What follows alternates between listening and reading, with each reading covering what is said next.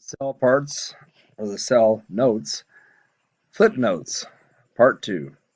Again, the smooth endoplasmic reticulum is like a lipids manufacturing plant. Manufactures lipids, also stores calcium, also helps detoxify the cell. All right, smooth ER, point number 4 down there. It's folded, it's attached to the nucleus, and it's smooth. The rough ER, rough endoplasmic reticulum, is number 3. It's also attached to the nucleus, it's folded, but it's rough because it has little dots on the outside making it look rough. Those are ribosomes. Again, ribosomes are the site of protein synthesis. The big thing off to the right, the purple thing, folded, is the Golgi apparatus or Golgi body.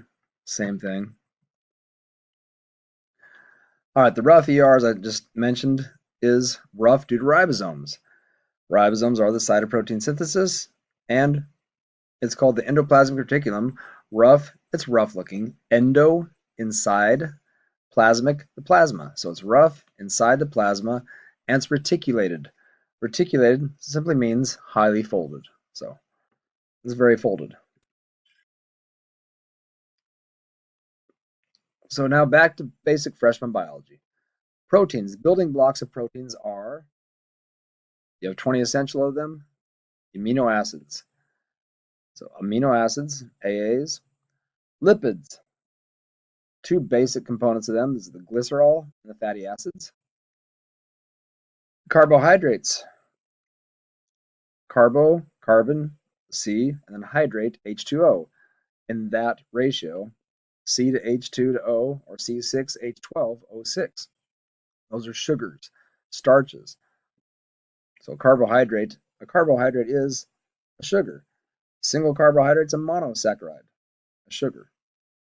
A disaccharide has two sugars, two little rings attached to each other. A whole bunch of them stuck together makes a starch. And that's good to eat because they slowly digest and break off little by little and feed you throughout the day. Again, nucleic acids, you got your deoxyribonucleic acid and your R-ribonucleic acid. The difference is DNA is one less oxygen. All right, they're made of nucleotides and phosphates. The mitochondria, you remember that? It is the site of cellular respiration. The reason we breathe in and out, we respire, is to get oxygen absorbed in the blood so the blood can take it to the cells, so the cells can absorb it into the cytoplasm to get the mitochondria. And down in the cristae of the mitochondria, the oxygen is used to burn, just like oxygen is used to burn fuel, to burn glycolysis, glyco, sugars, lysis, to break those up, so we can then make or store energy, not make, but store energy for ourselves. So it is the site of cellular respiration. ATP, adenosine triphosphate, is recharged from ADP and AMP. So adenosine triphosphate has three phosphates. Each phosphate bond is how we store the energy.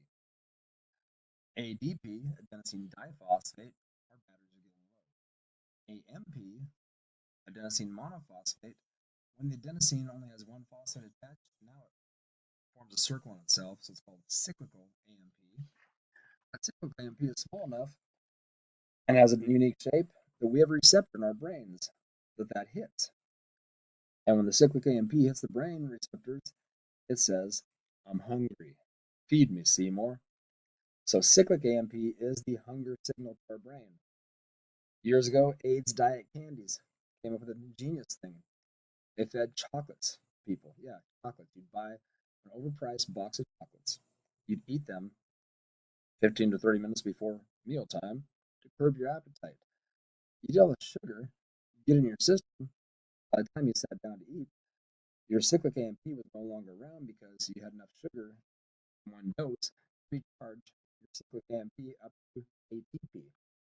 So you didn't have that hunger signal. Cytoplasm. Again, cytocell, plasma is a fluid, and it's stuck between the nucleus and the cell membrane. Cytoskeleton, I briefly alluded to that earlier. Cyto is cell, skeleton. It's kind of like the skeleton of the cell. It's made of microtubules and microfilaments. They not only help kind of keep the cell spheroid shape, but they also help for some movement along within the cell. So the microtubules, little tubes of protein, which kind of act like our skeleton bones. Microfilaments kind of act like little zip lines. They allow for different things to zip along the inside of the cell, the outside of the cell, or across to different organelles. Cilia. Okay. Some cells have cilia. We have a pseudostratified epithelial cells. That means they look like they're stratified, but they're not. They look like they're layered. And they're epithelial, that means on the surface, epi, covering.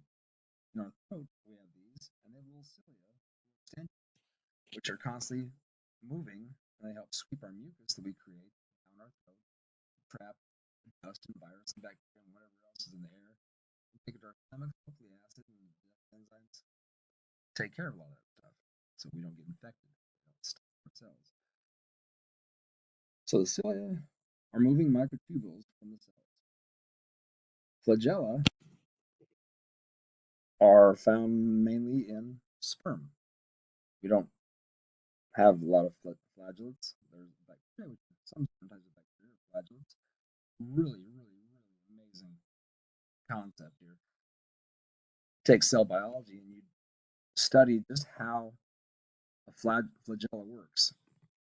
On the right, in black and white, is a simple little, super simplified diagram of how it goes through the cell, and it spins to propel the cell. So the sperm gets moved by the flagella. It uses a lot of energy. Zips it through there. Energy zips through the membrane, and it spins the flagella.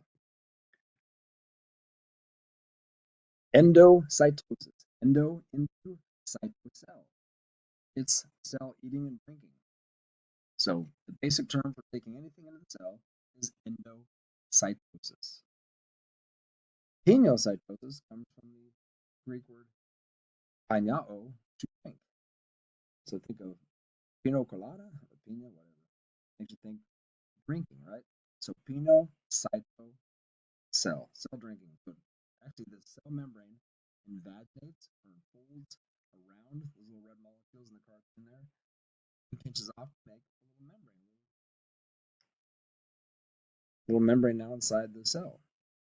That membrane can now hook up to the lysosome, and the enzymes can then degrade and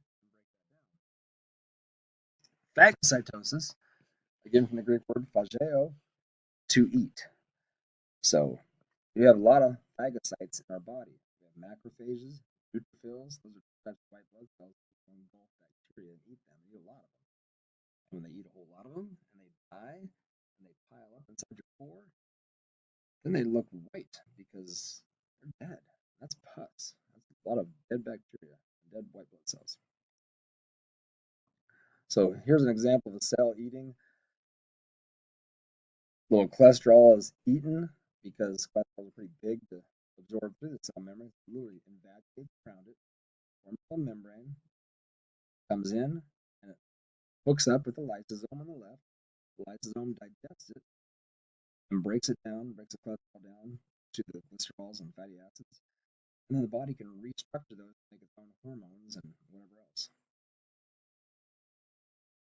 I just said that. Which molecule would most likely enter the cell by passive diffusion? Here's a quiz for you. Passive diffusion. What's a cell made of? Starches, too big. Lipids, you got a bilipid membrane, phospholipid membrane. Could be lipids. Proteins, pretty big. Large carbohydrates, pretty big. Glycoprotein, that's a carbohydrate and a protein. That's pretty big. Polysaccharides, many sugars. I gotta go with the lipids.